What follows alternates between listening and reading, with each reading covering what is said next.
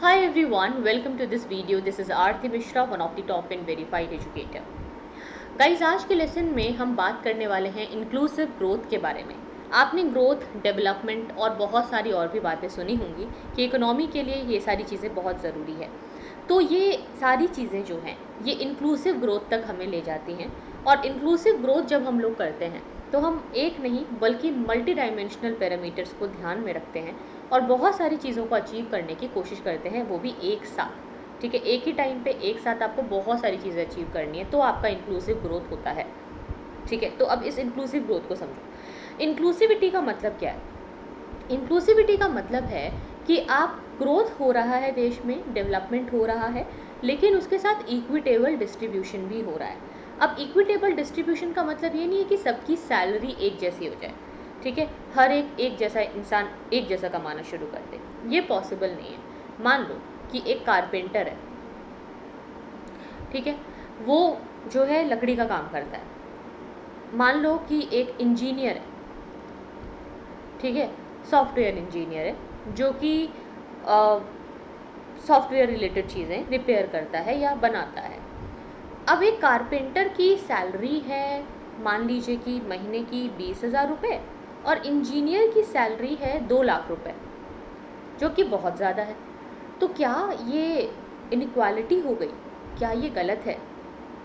अगर ये गलत नहीं है तो क्यों ऐसा हो रहा है? सबको एक जैसा क्यों नहीं मिल रहा?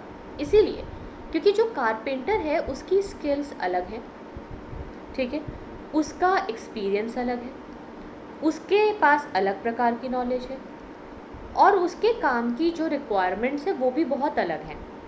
ठीक है, जबकि एक इंजीनियर के लिए उसकी स्किल्स बहुत ज़्यादा हाई है, वो बहुत ज़्यादा स्किल्ड है, वो हाईली एक्सपीरियंस है, उसकी नॉलेज बहुत एक्सट्रीमली एक्स्ट्राऑर्डिनरी नॉलेज है, जो बहुत स्पेसिफिक नॉलेज की ज़रूरत होती है, स्पेशलाइज्ड है वो एक तरीके से, और उसकी जो रिक्वायरमेंट्स हैं वो बहुत अलग तरीके की हैं। तो जाहिर सी बात है एक इंजीनियर जो है इसीलिए ज़्यादा कमा रहा है क्योंकि वो उसको कमाने के लिए डिज़र्व करता है, वो उतना लायक है। तो अगर ऐसा है तो ये एक अच्छी चीज़ है। ये हुआ एक इक्विटेबल डिस्ट्रीब्यूशन। इक्विटेबल डिस्ट्रीब्यूशन में ये नहीं कह रहे हम कि सबको एक जैसी सैलरी दे दो, क्योंकि सब लोग एक जैसा काम नहीं कर रहे हैं, सब एक जैसे टैलेंटेड नहीं हैं, एक जैसे मेहनती नहीं हैं, सबका अपना अलग अलग काम है, अपने अलग अलग गोल्स हैं। तो इक्विटेबल डिस्ट्रीब्यूशन का मतलब है जो जितना काम करता है, जिसके लिए लायक है, जितना वो डिजर्विंग है, उसे अपनी कैपेसिटी और स्किल्स के अनुसार उतनी इनकम होनी चाहिए, उतना उसे मिलना चाहिए, उसे उतने पैसे या उतना फ़ायदा होना चाहिए। तो जब ये इक्विटेबल डिस्ट्रीब्यूशन होता है तो इससे हमें ज़्यादा अच्छी ग्रोथ मिलती है, हायर ग्रोथ होती है, और हायर ग्रोथ से ही इक्विटेबल डिस्ट्रीब्यूशन आता है। ये दोनों एक दूसरे से कनेक्टेड है। और इक्विटेबल डिस्ट्रीब्यूशन का मतलब इक्वल डिस्ट्रीब्यूशन नहीं है। किसी भी इकोनॉमी में अर्थमेटिकली ये पॉसिबल ही नहीं है, ठीक है, प्रैक्टिकल नहीं है। हाँ, थ्योरी में आप भले ही बोल दो कि हम ऐसा कर देंगे, हम वैसा कर देंगे, सबको एक जैसा बना देंगे, ऐसा नहीं होता। क्योंकि इक्विटेबल डिस्ट्रीब्यूशन का मतलब है फेयर एंड जस्ट शेयर, जो जितने के लायक है उसको उतना मिले। मासेस के बीच में स्पेशली जो हमारे गरीब लोग हैं, जो मेहनती हैं, उनको भी अपना शेयर मिले। तो अब ये जो नया कॉन्सेप्ट आया है इंक्लूसिव ग्रोथ का, ये एक कॉम्बिनेशन है जहाँ पे हम ग्रोथ को भी मिलाते हैं, हम डेवलपमेंट को भी मिलाते हैं, और हम इक्विटेबल डिस्ट्रीब्यूशन को भी मिलाते हैं। जब हम इन तीनों चीज़ों को साथ में लेकर के चलते हैं तब हमारे पास इंक्लूसिव ग्रोथ होती है।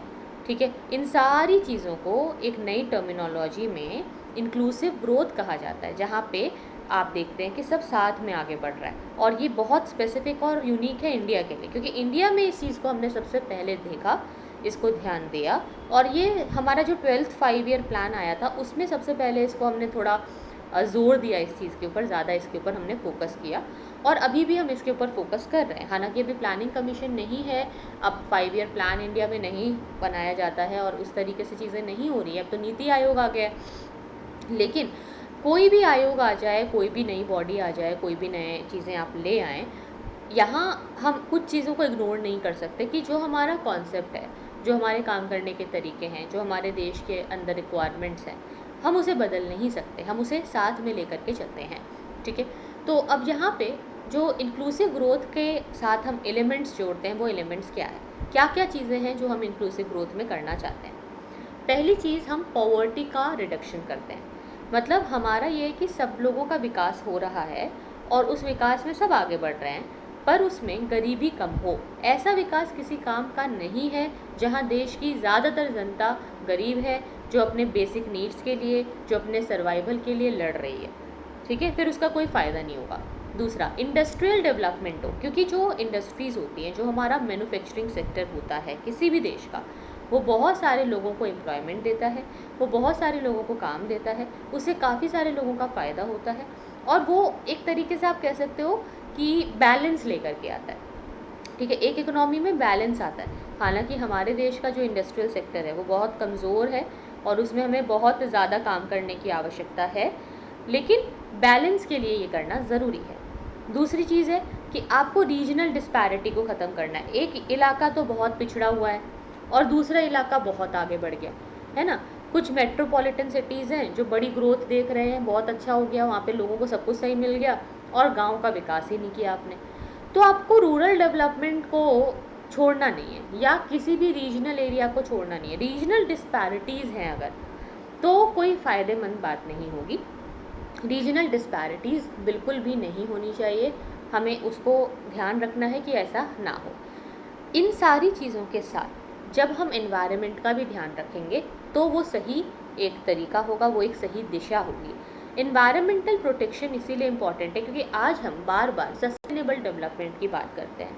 हम अपने विकास में हम अपने पर्यावरण को पीछे नहीं छोड़ सकते। आपका जो पर्यावरण है वो अपने आप में बहुत ज़्यादा ज़रूरी है, ठीक है, उससे अलग हट करके हम अपने आप को नहीं देख सकते।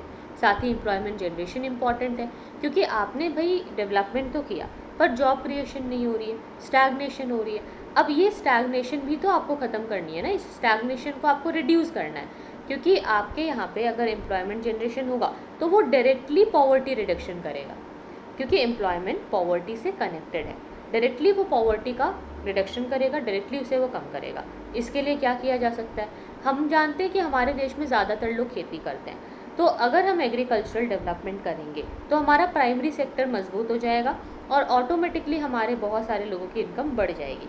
फिर हमारा सोशल सेक्टर का भी डेवलपमेंट है, मतलब कि सामाजिक रूप से जो हमारा वल्नरेबल सेक्शन ऑफ सोसाइटी है, जो हमारे गरीब लोग हैं, ST SCs हैं, महिलाएं हैं, माइनॉरिटीज़ हैं, उनका भी हम ध्यान रखें। उनको हम छोड़ करके, उनको मार्जिनलाइज करके आगे ना बढ़ें, क्योंकि हमारा जो मार्जिनलाइज सेक्शन है वो भी हमारी स्ट्रेंथ है, वो भी हमारे साथ है, उसे भी हमें लेकर के चलना होगा। और इक्विटेबल डिस्ट्रीब्यूशन हमें लेना है, यानी कि ऐसा नहीं एकदम समान तरीके से सबको एक जैसा पैसा दो, लेकिन इक्विटी को अचीव करो। इक्विटी ऐसी होनी चाहिए जो जिस चीज़ के लायक है उसको उतना मिले, उसको परफेक्टली अपना फेयर और जस्ट शेयर मिल जाए। ठीक है, ये होता है हमारा इक्विटी। सो आई होप आपको ये नया कॉन्सेप्ट अच्छा लगा होगा। मैं अभी इकोनॉमी की एक सीरीज़ कर रही हूँ जिसमें मैं सबसे मोस्ट इंपॉर्टेंट जो टॉपिक्स हैं आपकी इकोनॉमी के उसे डिस्कस कर रही हूँ। ठीक है, इसमें हम लोग संजीव वर्मा की बुक को फॉलो कर रहे हैं बेसिकली। तो आपका इस टॉप 10 का कोड भी याद रखिएगा, ये मेरा रेफरल कोड है, बिकॉज ये कोड से आपको 10% डिस्काउंट मिलता है अनअकैडमी प्लस के सब्सक्रिप्शन में। अनअकैडमी कॉम्बैट भी आप हर संडे 11 बजे दे सकते हो, जो कि स्कॉलरशिप टेस्ट अनअकैडमी पर होता है, और साथ ही साथ इससे आप अपना जो भी फ्री कंटेंट है उसको भी अनलॉक कर सकते हो। ठीक है, इन सारे फ़ायदों के लिए आपको ये कोड है, one and only code top 10, जिसे यूज़ करना है। आई होप आपको ये वीडियो अच्छा लगा। Thank you so much for watching. See you then, take care, bye bye.